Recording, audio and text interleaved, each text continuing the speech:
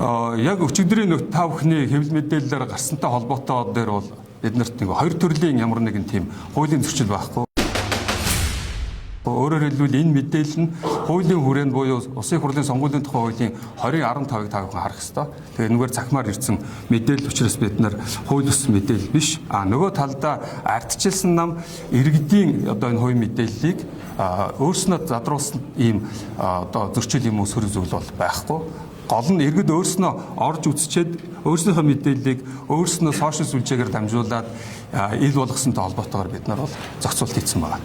Тэгэхээр сонгуулийн тухай хуулийн дээр бол захимаар ирүүлнэ гэсэн болохоос захимаар олгоно гэсэн болохоос биш яг наривчилсан энийг ингэж яг энэ үед ашиглана гэсэн нарийн зохицуулт бол байхгүй.